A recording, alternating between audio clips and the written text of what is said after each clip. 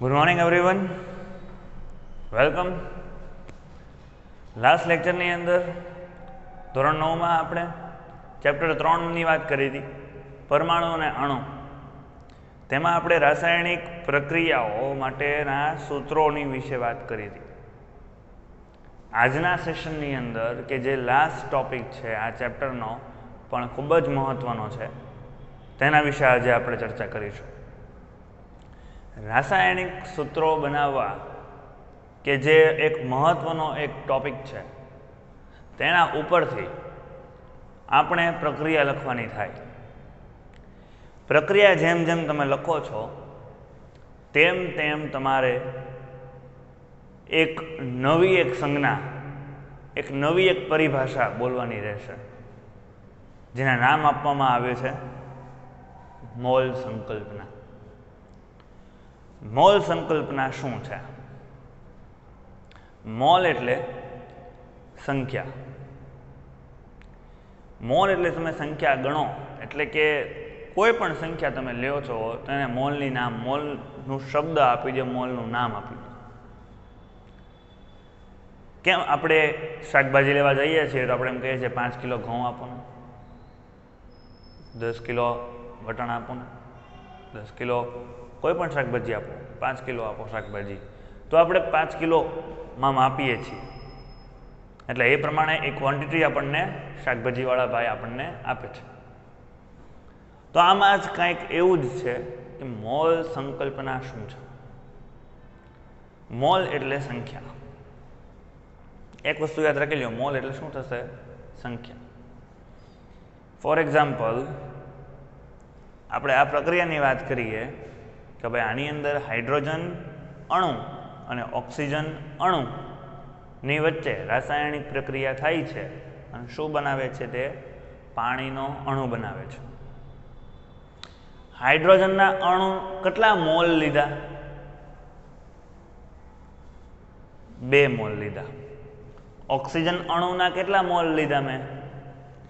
કાંઈ છે નહીં, એટલે શું હશે? 1 મોલ લીધો. તો મને પાણીના અણુના કેટલા મોલ મળે છે? 2 મોલ મળે છે. ટૂંકમાં મોલ એટલે થાય છે સંખ્યા. એ કોઈ પણ અણુમાં હોય, કોઈ પણ પરમાણુની વાત કરતા હો, ચાલશે. મૂળ સંખ્યા તમને પાસે હોવી જોઈએ. કાંઈ ના હોય એટલે શું સમજવાનું? 1. બાકી 0 હોય તો એને આપણે મારા ફરજિયાત 0 જ લખીએ છીએ, એમાં કાંઈ વધારે લખતા આપણે નથી. તો આપણે આગળ વધીએ કે મોલ સંકલ્પના છે તે એટલે કે શું થશે? મોલ એટલે સંખ્યા. પછી એની અંદર એક એવોગેડ્રો નામનો એક સાયન્ટિસ્ટ આવ્યો. એવોગેડ્રો નામનો સાયન્ટિસ્ટ, એણે સંખ્યા કેટલી થાય છે એની વિશે વાત કરી. એટલે કે 1 મોલ કોઈ પણ પરમાણુ હોય અથવા તો 1 મોલ કોઈ પણ અણુ હોય તો તેમાં કેટલા પરમાણુઓ, એટલે કે તેમાં કેટલા અતિ સૂક્ષ્મ કણો આવેલા હોય છે, તેના વિશે ચર્ચા કરી. એણે બહુ જ પ્રયત્નો કર્યા, બહુ જ પ્રયોગો કર્યા, એના ઉપરથી એના આઈડિયા એવો કે જે અત્યારે સર્વસામાન્ય છે કે દાખલા તરીકે તમે કોઈ પણ પરમાણુ અથવા તો કોઈ પણ અણુના 1 મોલ તમે લ્યો તો એની અંદર 6.022 ગુણ્યા 1023 જેટલા પરમાણુઓ કે અતિ સૂક્ષ્મ કણો આવેલા હોય છે. એટલે કે 6.022 એ સંખ્યા છે, ગુણ્યા 1023, એટલે 10² હોય તો આપણે શું કહીએ છીએ? 100. 10³ હોય તો શું કહીએ છીએ? 1000. 10⁴ હોય તો શું કહીએ છીએ આપણે? 10,000. તો તેવી જ રીતે 1023 જેટલા પરમાણુની સંખ્યા હશે. એટલે 1 મોલ જો હું કોઈ પણ પરમાણુ લઉં છું તો તેની અંદર અતિ સૂક્ષ્મ કણો કેટલા હશે? 6.022 ગુણ્યા 10⁻³ જેટલા પરમાણુઓની સંખ્યા, એટલે કે અતિ સૂક્ષ્મ કણોની સંખ્યા. તો આપણે એ વસ્તુ આગળ જોવાની જ છે. તમને અત્યારે એક સારાંશ આપી દઉં છું. સેકન્ડ થિંગ કે ભાઈ આ મોલ છે એને ગ્રામમાં પણ માપવામાં આવ્યું કે ભાઈ સંખ્યા બહુ નાની પડે છે, બધા પાસે કંઈ સંખ્યા કોઈ ક્વોન્ટિટી ગણવા ના બેઠે કે ભાઈ ચાલો આપણે બેઠી જઈએ ને ગણીએ બધા મોલ કેટલા થયા. હાલો ભાઈ 1 થયો, 2 થયો, 3 થયો, 4 થયો, 5 થયો, 6 પોઈન્ટ થઈ ગયા, 0.22 ગણો, પછી 10 ની 23 ઘાત જેટલા ગણો પડતા, તો એમ કોઈ ગણવા બેસે નહીં. એટલે સરળતા માટે બીજા ઘણા બધા વૈજ્ઞાનિકોએ બીજી એક પરિભાષા આપી, મોલ માટે જ વ્યાખ્યા આપી કે જેને કહેવામાં આવે છે તેના પરમાણવીય દળ જો પરમાણુ હોય તો, અને આણવીય દળ જો અણુ હોય તો જેટલું વજન.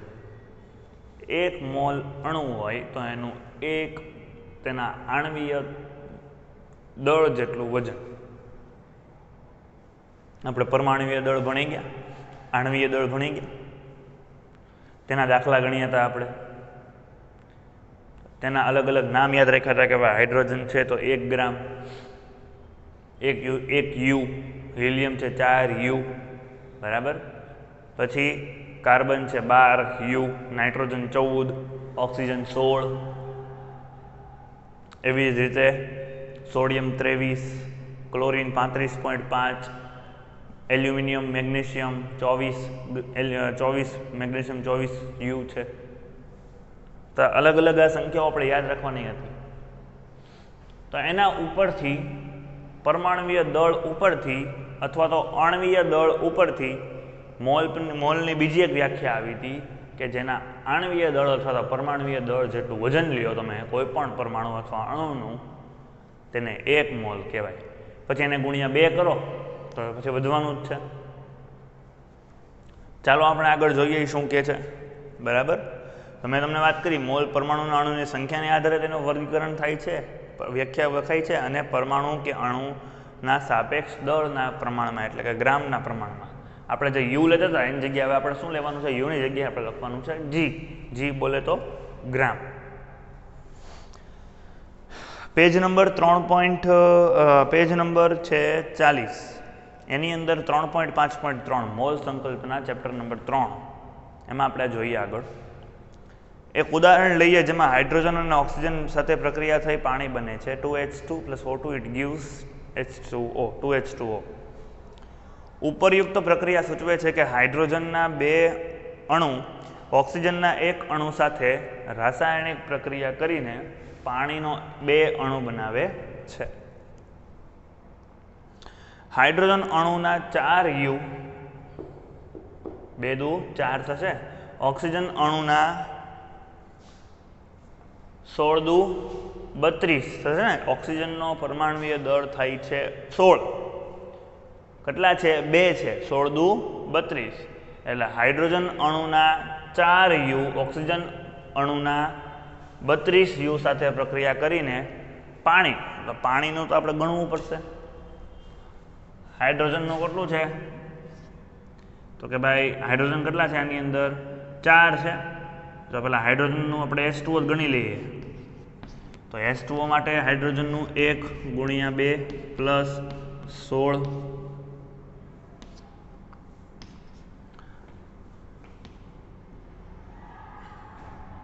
16 ને 2 18. આ થશે પાણીનું વજન, બરાબર. એવા કેટલા પાણીના વજન છે? 2. એટલે 18 × 2 18 દુ 36 યુ. એટલે આપણે જોઈએ કે હાઇડ્રોજનના 4 યુ, આ 4 કેમ આવ્યું? એક હાઇડ્રોજનનો 1 યુ હોય તો 1 2 દુ 4 હાઇડ્રોજનના કેટલા? 4. ઓક્સિજનના 16 દુ 32. તો પાણીના કેટલા મળે છે? 36 યુ મળે છે. તો આની ઉપરથી 2 વસ્તુ આપણે બોલી શકીએ જે તમને આપેલી છે. ઉપરયુક્ત સમીકરણ પરથી આપણે અનુમાન કરી શકીએ છીએ કે કોઈપણ પદાર્થની માત્રા અથવા તેના જથ્થાને તેના દળના સાપેક્ષ તેના દળ અથવા તો તેના અણુઓની સંખ્યાને આધારે દર્શાવી શકાય. પરંતુ રાસાયણિક પ્રક્રિયા સમીકરણમાં પ્રત્યક્ષ રીતે પ્રક્રિયામાં ભાગ લેતા અણુઓ કે પરમાણુઓની સંખ્યા સૂચવે છે. તેથી પદાર્થના જથ્થાને તેના દળના સંદર્ભમાં દર્શાવવો તેના કરતાં અણુઓ કે પરમાણુના સંદર્ભમાં દર્શાવવું વધુ અનુકૂળ છે. એટલે આપણે શું કીધું કે તમે દળના સંદર્ભમાં દર્શાવો એની જગ્યાએ તમે પરમાણુની સંખ્યાને આધારે તમે દર્શાવો તો તે વધુ અનુકૂળતા દર્શાવે છે. પરમાણુના સંદર્ભમાં દર્શાવવું વધુ અનુકૂળ છે. તેથી એક નવો એકમ મોલ રજૂ કરાયો. કોઈ પણ ઘટક પરમાણુ, અણુ કે કણના 1 મોલ જથ્થામાં તેના જેટલી સંખ્યા હોય છે તેટલી જ સંખ્યા તેના પરમાણુય દળ કે આણ્વીય દળના જેટલા ગ્રામમાં દર્શાવેલા જથ્થામાં આવેલી હોય છે. મેં શું કીધું હતું કે 1 મોલ પરમાણુમાં કેટલા પરમાણુ છે તે તમારે જોતું હોય તો તમારે શું કરવાનું, એ પરમાણુનું આણ્વીય દળ અથવા તો પરમાણ્વીય દળ ગ્રામની અંદર મેળવી દેવાનું. એ મોલ પરમાણુનું વજન બરાબર 1 ગ્રામ એ પોતે જ પરમાણુ લેશે. બરાબર. ફોર એક્ઝામ્પલ આપણે ગણીએ, કાર્બન છે, પરમાણુ ક્રમાંક 6 છે અને પરમાણુ દળ છે એનું 12. તો હવે શું કીધું કે ભાઈ પરમાણુ દળ 12 છે તો 12 ગ્રામ કાર્બન જો લઉં ત્યારે મને 1 મોલ કાર્બન મળે છે. જો 12 ગ્રામ હું કાર્બન લઉં તો મને 1 મોલ કાર્બન મળે છે. ફોર એક્ઝામ્પલ નાઇટ્રોજનની વાત કરીએ. નાઇટ્રોજનનો પરમાણુ ક્રમાંક 7 છે, પરમાણુ દળ 14 છે. તો 14 ગ્રામ નાઇટ્રોજન લઉં તો 1 મોલ નાઇટ્રોજન મળે છે. બરાબર. પછી તે અણુ હોય કે પરમાણુ હોય એ તમારે જે આપેલું હોય એની ત્યારે વાત કરવાની. ત્યારબાદ ઓક્સિજનની વાત કરીએ તો ઓક્સિજનનો પરમાણુ દળ 16 છે, પરમાણુ ક્રમાંક 8 છે. તેથી 16 ગ્રામ ઓક્સિજન લઉં તો મને 1 મોલ ઓક્સિજન અણુ અથવા તો પરમાણુ મળે છે. ટૂંકમાં તેના પરમાણુય દળ જેટલું વજન લઈએ ગ્રામની અંદર ત્યારે મને 1 મોલ તે પોતે પરમાણુ મળે છે. ટૂંકમાં ગ્રામમાં પરમાણુય દળ બરાબર 1 મોલ પરમાણુ. બરાબર. તો સર અણુમાં શું આવશે તો કે ભાઈ ગ્રામમાં આણ્વીય દળ બરાબર 1 મોલ અણુ. બરાબર. ફોર એક્ઝામ્પલ આપણે H2O ની વાત કરીએ. આની અંદર H2O 2 છે તો શું કામ 2 મોલ લીધા? તો H2O નો 1 મોલ કોને કહેવાય? તો H2O નું 1 મોલ. હવે H2O તો અણુ છે તો એનું ગ્રામમાં વજન લઈ લો. H2O માં 2 ગુણ્યા 1 વત્તા 16 બરાબર 18 થશે. 2 16 ને 2 18. તો 18 ગ્રામ જો H2O લઉં તો મને H2O નો 1 મોલ જોવા મળે છે. તો આની અંદર કેટલા મોલ છે? 2 છે. તો 18 દુ 36 ગ્રામ H2O ની અંદર 2 મોલ H2O દર્શાવાય છે. સમજાણું? ટૂંકમાં કોઈ પણ પરમાણુ કે અણુનું ગ્રામમાં તેનું આણ્વીય દળ કે પરમાણુય દળ લઈ લો એટલે તમને 1 મોલ પરમાણુ કે અણુ મળે છે. બરાબર. ત્યારબાદ કોઈ પણ પદાર્થના 1 મોલ જથ્થામાં હાજર રહેલા ઘટકોની સંખ્યાને પણ તમને કીધી કે 6.022 ગુણ્યા 1023 જેટલી હોય છે. હવે શું કીધી? સંખ્યા કીધી. તો કે ભાઈ એ સંખ્યા છે તેના વિશે આપણે વાત કરીએ.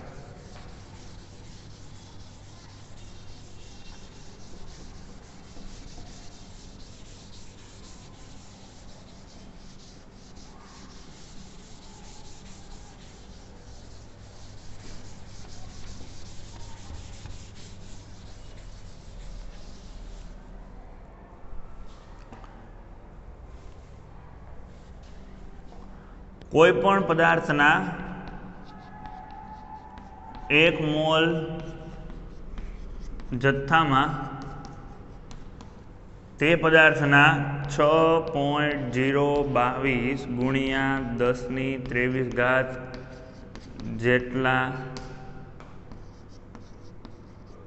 પરમાણુની સંખ્યા હાજર રહેલી હોય છે. કેટલી? 6.022 ગુણ્યા 1023 જેટલી. પદાર્થનો 1 મોલ જથ્થો લ્યો, 6.022 ગુણ્યા 1023 જેટલા પરમાણુની સંખ્યા હોય તો હું તમને એમ કહું, પદાર્થ મેં 1 મોલ સોડિયમ લીધો તો તેની અંદર 1 ગુણ્યા 6.022 ગુણ્યા 1023 જેટલા સોડિયમના પરમાણુ લીધા. શું કામ 1 કર્યું? 1 મોલ છે એટલે કે 2 મોલ હોય તો 2 ગુણ્યા 6.022. ટૂંકમાં 1 મોલ એટલે કે 1 ગુણ્યા 6.022 ગુણ્યા 1023 જેટલા પરમાણુની સંખ્યા. હું એમ કહું કે આપણે કાર્બનનું જોયું હતું એવી રીતે હું તમને કહું 1 મોલ કાર્બન હોય તો 1 ગુણ્યા 6.022 ગુણ્યા 1023 જેટલા કાર્બનના પરમાણુની સંખ્યા. નાઇટ્રોજન લઈએ 1 મોલ નાઇટ્રોજન એટલે 1 ગુણ્યા 6.022 ગુણ્યા 1023 જેટલા નાઇટ્રોજન પરમાણુની સંખ્યા. નાઇટ્રોજનના પરમાણુ છે. બરાબર. ઓક્સિજન લઈએ તો ઓક્સિજનમાં પણ એવી રીતે આવશે. ટૂંકમાં પરમાણુ બદલાશે પણ સંખ્યા બદલાશે નહીં. બરાબર. એટલે એ ફિક્સ કરી નાખી છે કે ભાઈ 6.022 ગુણ્યા 1023 હોય ત્યારે 1 મોલ કોઈ પણ પરમાણુ થાય. તો જો એમાં એવું લખ્યું છે બીજા પેરેગ્રાફમાં કે 6.022 ગુણ્યા 1023 જેટલી નિશ્ચિત હોય છે તે પ્રાયોગિક રીતે મેળવેલ મૂલ્ય છે. આ સંખ્યાને ઇટાલિયન વૈજ્ઞાનિક એમેડિયો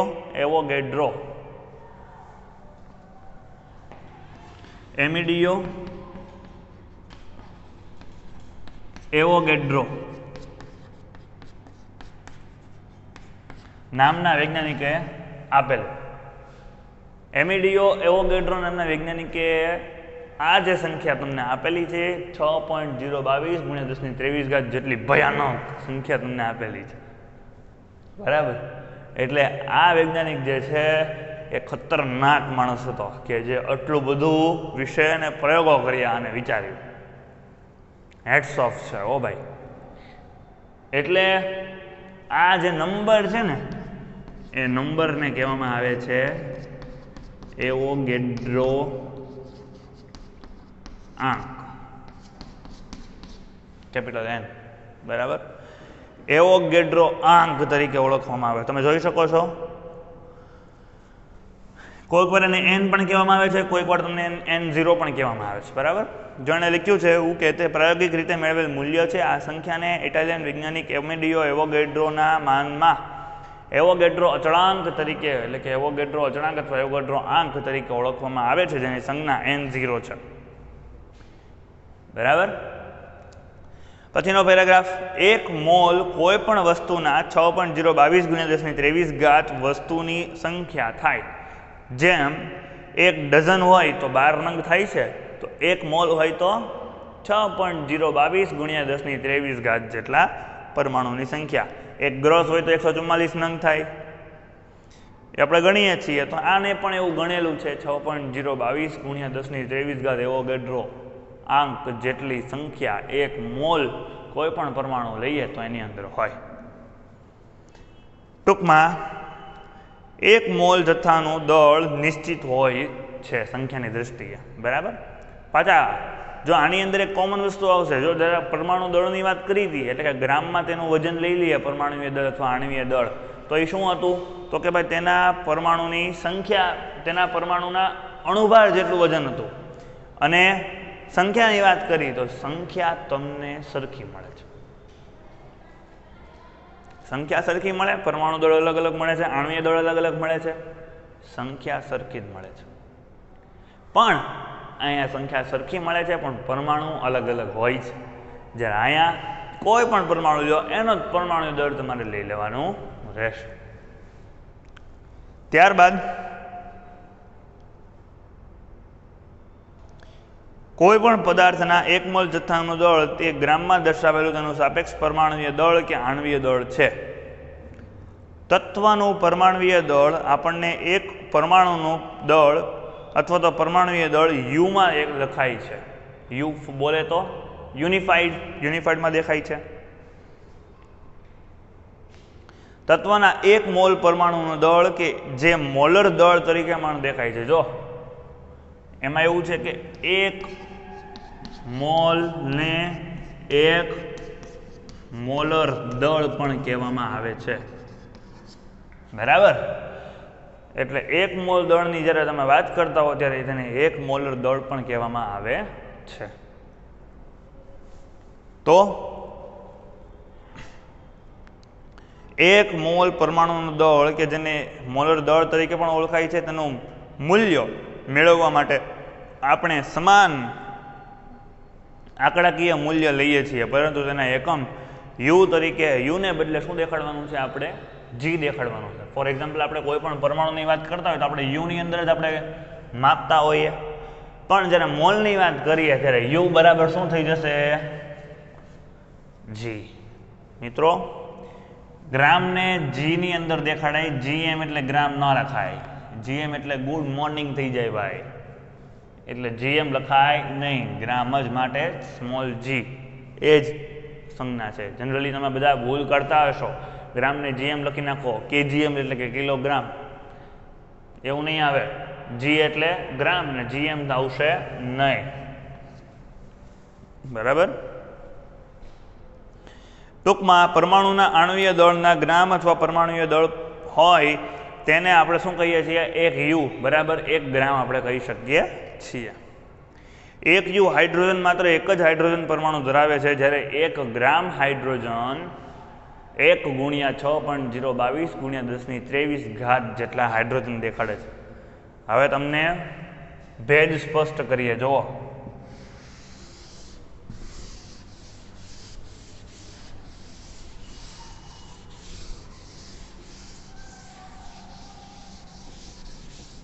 યુ અને જી વચ્ચે આપણે ભેદ સ્પષ્ટ કરીએ. મિત્રો,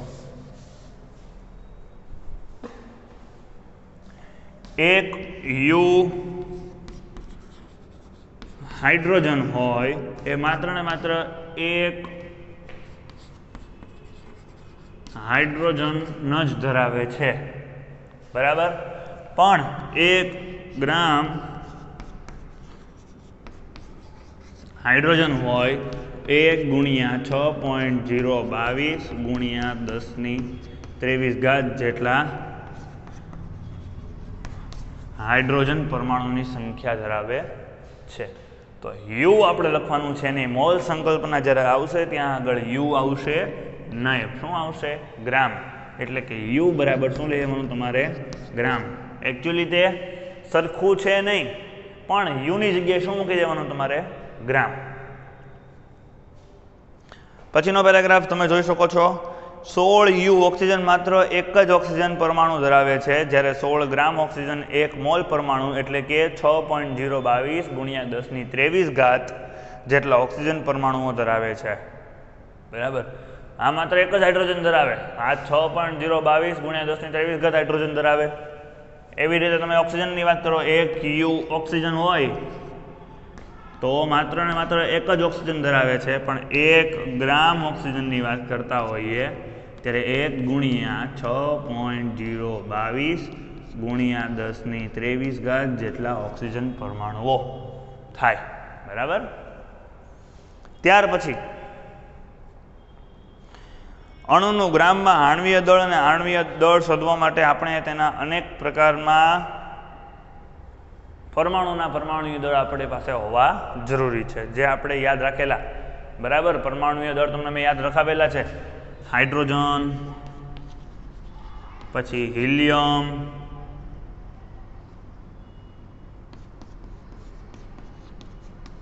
લિથિયમ નહીં, બેરિલિયમ નહીં, બોરોન નહીં, કાર્બન, ઓક્સિજન, નાઇટ્રોજન, ઓક્સિજન, બરાબર.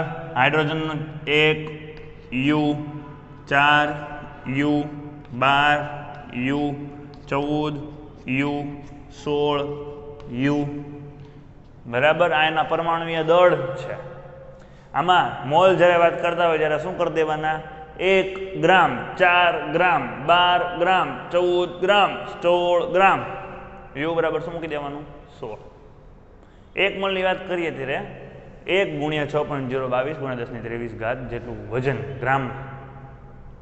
બરાબર.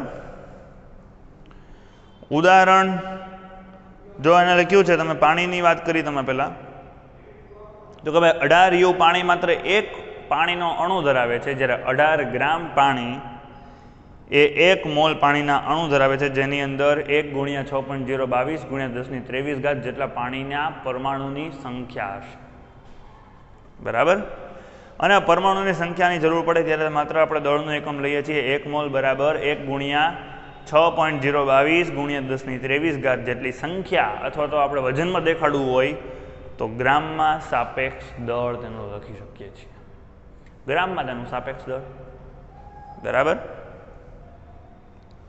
ઈસવીસન 1896ની આસપાસ ઓસ્વાલ્ડ, વિહોમ ઓસ્વાલ્ડ છે, બરાબર, વિલ્હેમ ઓસ્વાલ્ડ, એને મોલ શબ્દનો પરિચય આપ્યો. એટલે એમસીક્યુની અંદર પૂછાય કે મોલ શબ્દનો પરિચય કોણે આપ્યો છે? તો ઓસ્વાલ્ડ નામના, વિલ્હેમ ઓસ્વાલ્ડ નામના વૈજ્ઞાનિકે આપેલો, જે એક લેટિન શબ્દ મોલ્સ પરથી લેવામાં આવ્યો, જેનો અર્થ થાય છે જથ્થો, એટલે કે ઢગલો અથવા થપ્પી.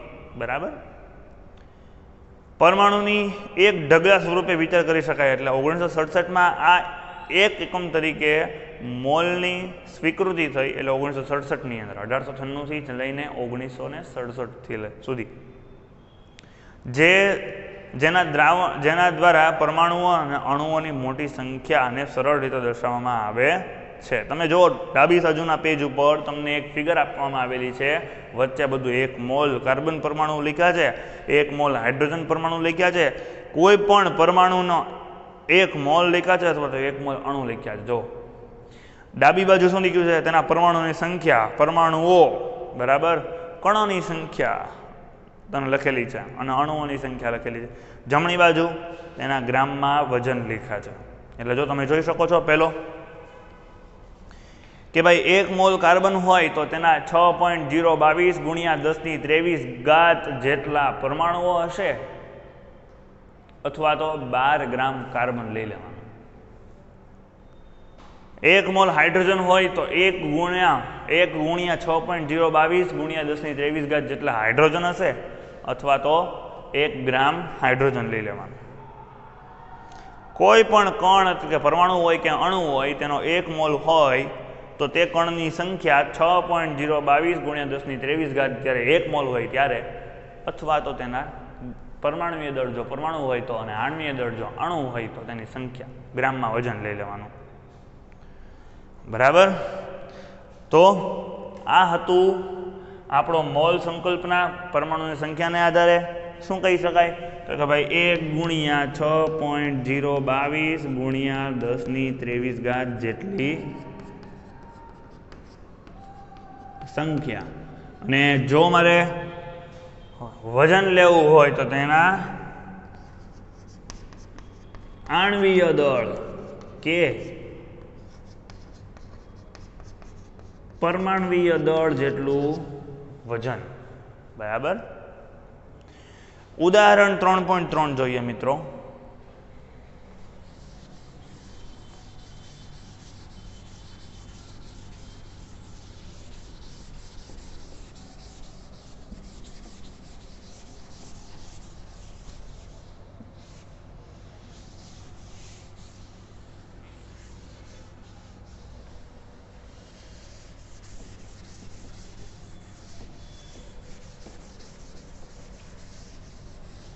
સમજાણું? આ ઉદાહરણ 3.3 જોઈએ હવે.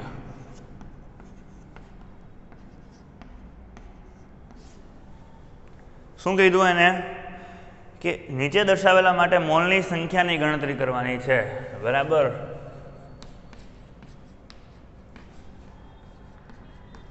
મોલની સંખ્યા માગી છે. બરાબર. કોની માગી છે? 52 ગ્રામ હિલિયમ કીધું છે. 52 ગ્રામ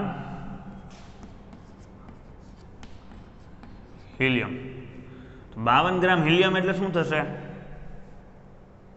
52 ગ્રામ હિલિયમ એનો 1 મોલ આપણે લેવાનો છે. દાખલા તરીકે જો એને લખ્યું છે મોલની સંખ્યા આપણે n ધારી, સાપેક્ષ આપેલું દળ m ધાર્યું. બરાબર. મોલર દળને કેપિટલ M કીધું, કણોની સંખ્યા આપણે n કીધી. હિલિયમનો પરમાણુય દળ, મોલર દળ તમને આપેલું છે 4 ગ્રામ. મોલની સંખ્યા બરાબર તમારે સૂત્ર યાદ રાખવાનું છે. જો જ્યારે તમને કોઈ મોલની સંખ્યા માગે, મોલ સંખ્યા પૂછે, ત્યારે એક સૂત્ર છે કે દળ છેદમાં આણ્વીય દળ અથવા તો પરમાણ્વીય દળ. આ સૂત્ર યાદ રાખી લ્યો. જ્યારે મોલની સંખ્યા પૂછે એટલે દળ ભાગ્યા પરમાણુ દળ અથવા તો આણ્વીય દળ. કાંઈ બીજું કાંઈ બબાલ કરવાની નથી. માત્ર ને માત્ર એક જ વસ્તુ, મોલની સંખ્યા બરાબર દળ ભાગ્યા પરમાણુય દળ. કેટલું માગ્યું? મોલની સંખ્યા માગી હિલિયમ. તો દળ એટલે કેટલું છે? મોલની સંખ્યા માગી છે. દળ કેટલું છે? હિલિયમનું 52 અહીંયા આપેલું છે. પરમાણુ દળ હિલિયમનું કેટલું થાય? પરમાણુ દળ ગ્રામમાં જ લેવાનું છે. બંને ગ્રામમાં લેવાનું છે. પેલા આપણે એ ચોખવટ કરી દઈએ ભાઈ. હિલિયમનું પરમાણુ દળ આપણને ખબર છે 4 U થાય છે. તમને વાત કરી હતી મોલ આવે ત્યારે U બરાબર G, 4 ગ્રામ. 13 ચોકું મોલની સંખ્યા 13 મોલ લીધા એમ કહી શકાય. જો તમે જોઈ શકો છો. ટૂંકમાં મોલની સંખ્યા માગી હોય ત્યારે એક સૂત્ર, દળ ભાગ્યા આણ્વીય દળ ગ્રામમાં. દળ ભાગ્યા આણ્વીય દળ ગ્રામમાં લઈ લેવાનું. પછી જો તમને એને કીધું કે ભાઈ 12.044 ગુણ્યા 10⁻23 હિલિયમ પરમાણુ છે. 12.044 ગુણ્યા 10⁻23 હિલિયમ હોય તો એના મોલની સંખ્યા માગો. અહીંયા તમને ખબર છે સંખ્યા માગી છે, આમાં તમે દળ આપેલું છે એટલે દળ ભાગ્યા આણ્વીય દળ કર્યું. તો આમાં મોલની સંખ્યા બરાબર સંખ્યા આપેલી હોય એ ભાગ્યા એવોગેડ્રો આંક. સંખ્યા કેટલી છે? 12.044 ગુણ્યા 10⁻23. એવોગેડ્રો આંક આપણને ખબર જ છે 6.022 ગુણ્યા 10⁻23. આ કેન્સલ થઈ જશે. 6 દુ 12 એ ટૂંકમાં ડબલ જ છે એટલે 2 મોલની સંખ્યા થશે. બરાબર. ટૂંકમાં સંખ્યા આપેલી હોય તો સંખ્યા ભાગ્યા એવોગેડ્રો આંક, દળ આપેલું હોય દળ ભાગ્યા પરમાણુ દળ એટલે તમને મોલ મળી જાય. પાછળ ઉદાહરણ 3.4 હું કીધું દળની ગણતરી કરો. સૂત્ર આ જ રાખવાનું છે, દળની ગણતરી કરવાની છે. તમને દળ માંગ્યું હશે, મોલની સંખ્યા આપેલી હશે અથવા પરમાણુ દળ તમને આપેલું નહીં હોય. પરમાણુ દળ તમારે યાદ રાખવું પડશે. એક્ઝામની અંદર જો એક્ઝામિનરને મન હોય તો એ પરમાણુ દળ આપશે, બાકી પરમાણુ દળ નહીં આપે. એટલા માટે આપણે મેં તમને કીધા એ પરમાણુ દળ તમારે કમ્પલસરી યાદ રાખવા પડશે. ફરીવાર લિસ્ટ લખાવી દઈએ તમને, પરમાણુ દળની list. Hydrogen, helium, lithium, beryllium, boron, carbon, nitrogen, oxygen, fluorine, neon, sodium, magnesium, aluminium, silicon, phosphorus, sulphur. સલ્ફરનું આવશે ક્લોરિન, આર્ગોન, પોટેશિયમ અને કેલ્શિયમ. 1 4 યુમાં જ આવશે. બરાબર. 12 છે, આનું 14 છે, આનું 16 છે, આનું 23 છે, આનું 24 છે, આનું 32 છે, આનું 35.5 છે, આનું કેનું 39 છે અને આનું 40. ટૂંકમાં વધતી સંખ્યા મેં તમને ક્રમમાં યાદ રહે એમ પ્રમાણે પરમાણુ દળ યુમાં લખાવ્યા છે. બરાબર. મોલની સંખ્યા પૂછે એટલે સંખ્યા ભાગ્યા એવોગાડ્રો આંક. મોલની સંખ્યા દળમાં પૂછે, ગ્રામમાં પૂછે તો દળ ભાગ્યા આણ્વીય દળ અથવા તો પરમાણુ દળ. હવે એને હિલિયમની જગ્યાએ એને શું કર્યું હોય? H2O કર્યો હોય તો અહીંયા 52 છે એમાં H2O નું આણ્વીય દળ લેવાનું. H2O નું આણ્વીય દળ આપણને ખબર ન હોય પણ માં ગણવું પડે. ભાઈ 2 × 1 + 16 2 × 2 + 16 બરાબર 18 U પાણી થાય. 52 ભાગ્યા 18 કરો, જવાબ તમારી પાસે આવી જશે. 0.5 મોલ N2 વાયુ. N2 વાયુ એટલે કે તેનો અણુના મોલ તમને આપી દીધા છે. તો N2 વાયુ મેં તમને વાત કરી દળ ભાગ્યા આણ્વીય દળ. N2 નું દળ 14 દુ 28. N2 N એટલે 14 બરાબર. N2 હોય તો 2 × 14 14 દુ 28. U બરાબર શું મૂકી દેવાનું? G 28 ગ્રામ G. 0.5 મોલ છે તો અહીંયા 0.5 આવશે. અહીંયા દળ અહીંયા 0.5 આવશે. અહીંયા દળ એટલે 28 ભાગ્યા અહીંયા દળ માંગ્યું છે અને અહીંયા 28. તો આને આપણે આમ લઈ જવું પડશે એટલે 28 ના છેદમાં 0.5 થશે. 28 ગુણ્યા 0.5 થશે. 28 ગુણ્યા 0.5 એટલે 28 ગુણ્યા 5 ના છેદમાં 10. 14 દુ 28 2 × 5 = 10 5 5 ઉડી જશે. 14 ગ્રામ જેટલું વજન N2 નું લઈએ ત્યારે મને 1 મોલ N2 મળે. જો દેખાય છે. N ની વાત કરે તો 14 ભાગ્યા 2 કરવા પડે કારણ કે અમે N2 કીધું હતું. બરાબર. પછી એવી રીતે N પરમાણુ પૂછ્યા છે, સંખ્યા માંગવી છે. સંખ્યા માંગી હોય તો એવોગાડ્રો આંક ગુણ્યા મોલની સંખ્યા કરી નાખો તમને મળી જશે સંખ્યા. તો 3.4 પણ ઈઝી છે. 3.5 ની વાત કરીએ આપણે. 3.5 ની અંદર પણ 46 ગ્રામ સોડિયમ પરમાણુ આપેલા, 8 ગ્રામ ઓક્સિજન પરમાણુ આપેલા અને 0.1 મોલ કાર્બન પરમાણુ આપેલા. કણોની સંખ્યાની ગણતરી કરવાની છે, એ પણ આપણને પાસે આવડી જાય. ટૂંકમાં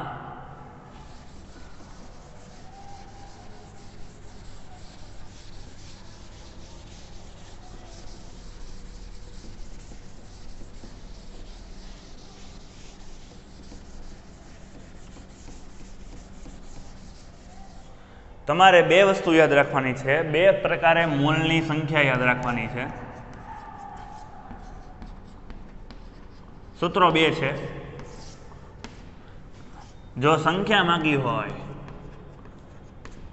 તો આપેલ સંખ્યા છેદમાં એવોગાડ્રો આંક ધેટ ઇઝ 6.022 ગુણ્યા 10⁻23 અને જો દળની વાત કરી હોય તો આપેલ દળ ભાગ્યા પરમાણુય દળ અથવા તો આણ્વીય દળ. કેમાં? ગ્રામની અંદર જ લેવાનું બંને રે. મોલની સંખ્યા માંગી હોય તો સંખ્યા આપેલ સંખ્યા ભાગ્યા એવોગાડ્રો આંક. દળની વાત કરી હોય તો આપેલ દળ ભાગ્યા પરમાણુ દળ અથવા આણ્વીય દળ. સૂત્ર તમારે કમ્પલસરી યાદ રાખવું પડશે. આ તમારા પરમાણુય દળ છે. યુ ની અંદર યુ બોલે તો યુનિફાઈડ યુનિટનો એકમ છે. મોલની વાત આવે ત્યારે જી મૂકી દેવાનું કમ્પલસરી. યુ બરાબર. આ થયું તમારું મોલ સંકલ્પના. બહુ જ ઇઝી છે. તમને જો આ આવડી જશે અત્યારે તો ભવિષ્યમાં તમને ક્યારેય વાંધો આવશે નહીં. તમારે આ ચેપ્ટર કરવું હોય તો તમારે કમ્પલસરી સ્ટાર્ટિંગમાં 1 થી 20 તત્વોના નામ તમને આવડવા જોઈએ, સંજ્ઞા આવડવી જોઈએ. Hydrogen, helium, lithium, barium, boron, carbon, nitrogen, oxygen, chlorine, neon, sodium, magnesium, aluminium, silicon, phosphorus, sulphur, chlorine, argon, potassium, calcium. 1 થી 20 તત્વોના નામ તમને આવી રીતે મોઢે આવડવા જોઈએ. કોઈ પણ જગ્યાએ તમને પૂછે કે ભાઈ 17મું કયું છે? ક્લોરીન છે. 16મું કયું છે? સલ્ફર છે. તમને મોઢે રહેવું જોઈએ. જો મોઢે રહે છે તો તમને આ બધું તમને આવડશે. જો તમને જોશો તમે ઉપરથી તમે જેમ જેમ નીચે જશો તેમ પરમાણુ દળ વધે જ છે. જો એટલે ક્રમમાં યાદ રાખવાનું છે કે ભાઈ 1, 4, 12, 14, 16, 23, 24, 32, 35.5, 39 અને 40. તો આ થયા પરમાણુના દળ. ટૂંકમાં આપણે આ લેક્ચરની અંદર ઘણું નવું શીખ્યા. મોલ સંકલ્પના બહુ જ મહત્વનો ટોપિક છે. 11-12 સાયન્સ તમારે જો લેવું હોય તો તેની અંદર પણ આ આવશે. મોલ સંકલ્પના પહેલું જ ચેપ્ટર આવે છે 11મા ધોરણની અંદર અને બહુ જ મોટું છે. એટલે આ તમને કમ્પલસરી મોલ સંકલ્પના વિશે આઈડિયા હોવો જોઈએ. ક્યારેય 1 મોલ કહો એટલે હું કહી દેવાનું, દાખલા તરીકે સંખ્યાની વાત કરતા હોય તો 1 × 6.022 × 10⁻23 દળ કહો તેનું ગ્રામમાં વજન લઈ લો. 2 વ્યાખ્યા એની સૂત્રો: મોલની સંખ્યા બરાબર આપેલ સંખ્યા છેદમાં એવોગેડ્રો આંક. દાખલા માટે આપેલ દળ ભાગ્યા પરમાણુ દળ અથવા તો આણ્વીય દળ. જો દળ માંગ્યું હોય તો આમાંથી તમને આ વસ્તુ આપેલી ના હોય, આમાંથી અહીંયા આ વસ્તુ આપેલી ન હોય, આ વસ્તુ માંગેલી હોય, આ વસ્તુ માંગેલી હોય, અથવા તો આ વસ્તુ માંગેલી હોય, આ એક જ વસ્તુ આપેલી હોય તો તમને એના ઉપરથી મળી જાય. ઇન કેસ આમાંથી પરમાણુ ન હોય, તમને પૂછ્યો બીજો પરમાણુ, તો એનો કમ્પલસરી તમને એ લોકો પરમાણુ દળ અથવા તો પરમાણુની સંખ્યા તમને આપશે ને આપશે જ. એટલે નો ટેન્શન, નો વરી. તમારે ખાલી એટલું યાદ રાખવાનું છે. આની અંદર તમારો આખો સિલેબસ કવર થઈ જાય છે. બરાબર? તો આ ચેપ્ટરની અંદર આપણે ઘણું નવું શીખ્યા. સ્ટાર્ટિંગમાં શીખ્યા હતા કે ભાઈ પરમાણુ કોને કહેવાય, અણુ કોને કહેવાય. ત્યાર પછી આપણે જોયું હતું કે ભાઈ રાસાયણિક સંયોગીકરણના નિયમો કોણે આપ્યા.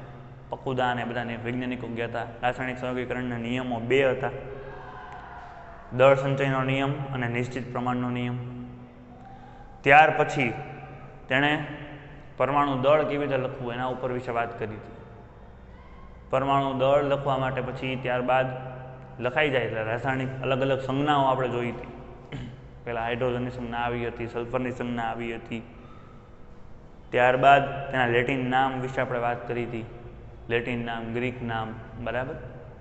ત્યાર પછી તો આપણે જોયું હતું રાસાયણિક સૂત્રો લખવા. તો આપણે વાત કરી હતી ક્રોસ ગુણાકાર કરવાનો.